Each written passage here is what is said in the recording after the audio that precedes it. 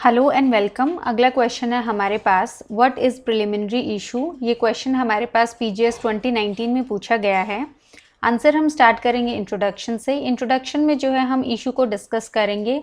तो dictionary meaning के according जो इशू होता है उसका मतलब है एक पॉइंट इन क्वेश्चन या फिर एक इम्पॉर्टेंट सब्जेक्ट डिबेट का, आर्ग्यूमेंट का या लिटिगेशन का। जो कोड है वो डिफाइन नहीं करता है इशू को, लेकिन प्रोवाइड करता है फ्रेमिंग ऑफ इश्यूज से रिलेटेड जो प्रोविजन है, जो है हमारे पास order 14 before proceeding with trial. तो ट्रायल में प्रोसीड करने से पहले इशू फ्रेम करने पड़ते हैं, जो हमारे पास ऑर्डर 14 में गाइड किया गया है। एक इशू जो है वो डिफाइन किया जा सकता है एज पॉइंट या फिर पॉइंट्स जिस पे प्लीडिंग जो है वो कंटेस्ट होती है या कॉन्ट्राडिक्ट होती है अवर्मेंट्स और असर्शंस जो है दूसरी पार्टी के। तो बेसिकली इशू जो है वो पॉइंट होता है जहाँ पे कॉन्ट्राडिक्ट होते हैं दो व्यूज़। प्लेंटिफ जो है वो अपने अवर्मेंट्स देता है और डिफेंडेंट जो है वो अपना डिफेंस देता है, जो एक दूसरे से कम्प्लीटली ऑपोजिट होते हैं। और यहाँ पे जो कॉन्ट्राडिक्शन है उसको हम जो है इशू जो है मानते हैं। तो इसमें इंट्रोडक्शन में जो है हम इशू डिफाइन करेंगे, लेकिन हमारे पास जो मेन क्वेश्चन है वो प्रिलिमिनरी इशू का है। तो इंट्रोडक्शन और कंक्लूजन जो है हम ऐसे क्वेश्चंस में जिनका मटेरियल ज़्यादा नहीं होता है वो हम सिर्फ लेंथ इंक्रीज करने के लिए करते हैं। बाकी जो मेन कंटेंट है हमारे क्वेश्चन का वो यहाँ से स्टार्ट होता है। तो प्रिलिमिनरी इशू क्या होता है, ये हमारे पास रूल 2 क्लोज 2 में जो है प्रोवाइड किया गया है कि प्रिलिमिनरी इशू जो है वो रिलेट करता है कोर्ट की ज्यूरिसडिक्शन से, या फिर जो बार है सूट का जो क्रिएट किया गया है लॉ के द्वारा, वो ट्रीट किया जा सकता है प्रिलिमिनरी इशू। तो कोई भी बार बाय लॉ और जो ज्यूरिसडिक्शन है किसी भी कोर्ट का, ये जो है हमारे पास प्रिलिमिनरी इशू होता है।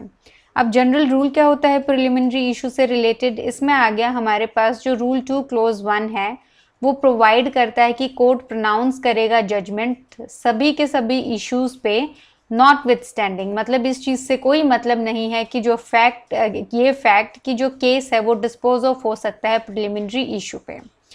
इसका मतलब है कि जो इश्यूज हैं वो फ्रेम किए जाएंगे कोर्ट के द्वारा, और कोई भी प्रिलिमिनरी इशू अराइज होता है जिस पे सूट जो है वो डिस्पोज ऑफ की जा सकती है, देन ऑल्सो फिर भी जो कोर्ट है वो ऑब्लिगेशन के अंडर है कि वो डिसाइड करेगा सारे के सारे इश्यूज। तो इसका जिस्ट बेसिकली ये है हमारे पास कि सूट फाइल हो गई है, अब कोर्ट को जो है इश्यूज फ्रेम करने हैं। अब कोर्ट को जो है प्रिलिमिनरी इशू फ्रेम करना है और इस पे जो है सूट डिस्पोज ऑफ हो सकती है, लेकिन फिर भी जो कोर्ट है वो सारे के सारे जो है इश्यूज फ्रेम करेगा और उसके बाद जो है प्रोसीड करेगा ट्रायल के साथ।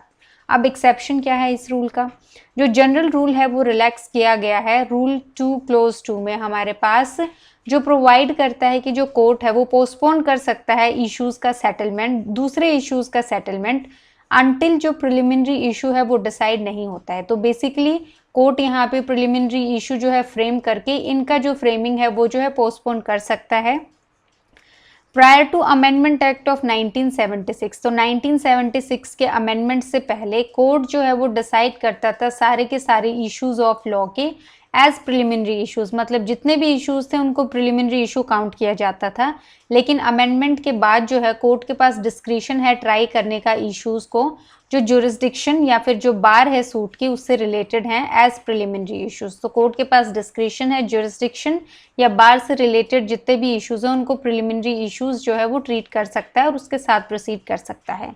कंक्लूजन में आ गया, इसमें हमारे पास जो रूल 5 है वो प्रोवाइड करता है कि इश्यूज अमेंड किए जा सकते हैं, स्ट्रक ऑफ किए जा सकते हैं, एडिशनल इश्यूज फ्रेम किए जा सकते हैं किसी भी टाइम पे डिक्री पास करने से पहले। ये सारे के सारे जो अमेंडमेंट्स हैं इश्यूज के, ये किए जाते हैं डिटरमाइन करने के लिए जो क्या मैटर है कंट्रोवर्सी में।